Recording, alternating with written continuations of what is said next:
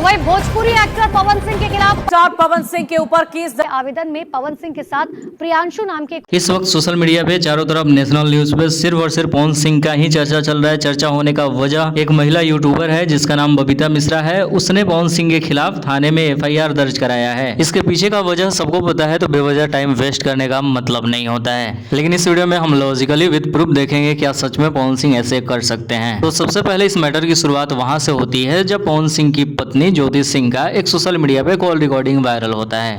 आप पूछिए खुद, आपकी बात होती है ना, पवन जी से एक बार पूछिए कि आप ज्योति के फोन का रिप्लाई, फोन उठा रहे हैं, ज्योति के मैसेज का कॉल उठा रहे हैं। आप ना, मेरे साथ मेरा पति है, ना ससुराल है, ना कुछ है, ना कोई घर परिवार है।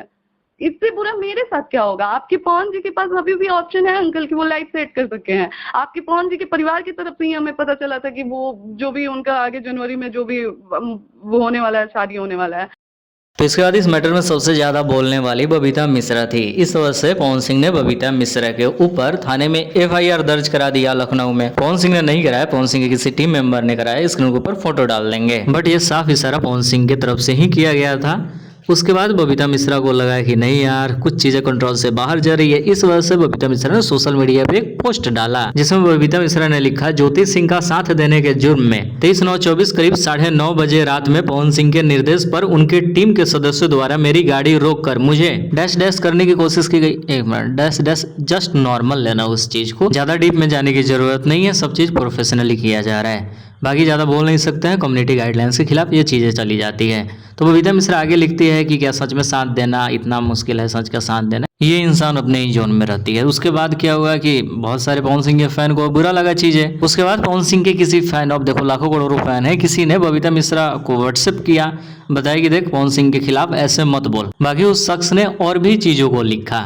बबीता मिश्रा ने क्या किया, उससे बात किया और व्हाट्सएप पे डाल दिया, सॉरी इंस्टाग्राम सोशल मीडिया पे वायरल कर दिया और लिखा कि पवन सिंह ही करवा रहे हैं। सब देखो पवन सिंह के पास उतना फुर्सत नहीं है कि करवाएंगे। इसलिए जो भी लड़का ने बबीता मिश्रा को मैसेज किया था, फिर बात करने के बाद उस लड़के से पता चला कि नहीं भाई, मैंने तो नॉर्मल ही मैसेज किया, बबीता मिश्रा ने एडिट किया है। देखो तो आपको कौन बोला है मैसेज करने के लिए?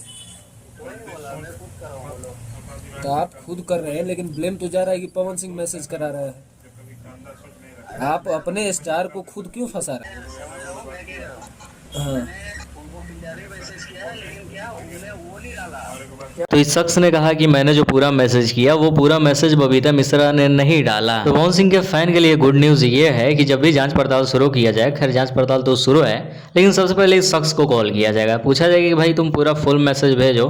खैर मैंने कॉल किया तो कॉल रिसीव नहीं किया, वरना हम स्क्रीनशॉट लेकर डाल देते पक्का कि भाई सच्चाई क्या थी। लेकिन जो भी है, बबीता मिश्रा खुद ही फंसने वाली काम कर रही है। देखो बबीता मिश्रा के लिए एक रिक्वेस्ट है, सच्चाई है, एक्सेप्ट कर लेना। अगर बात आएगी ना ज्योति सिंह गवाही देने के लिए, तो बबीता मिश्रा के सपोर्ट में जीवन में गवाही नहीं देगी, चाहे तुम बबीता मिश्रा कितनी भी सच्ची क्यों ना हो।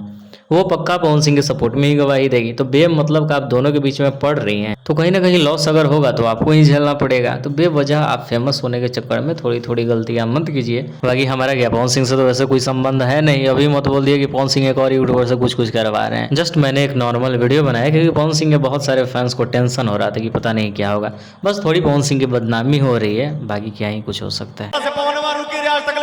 पवन को कोई रोका है? क्यों रोकी रे? पवन को कौन रोकेगा? तूफान को कोई रोक नहीं सकता है उनके सिवा।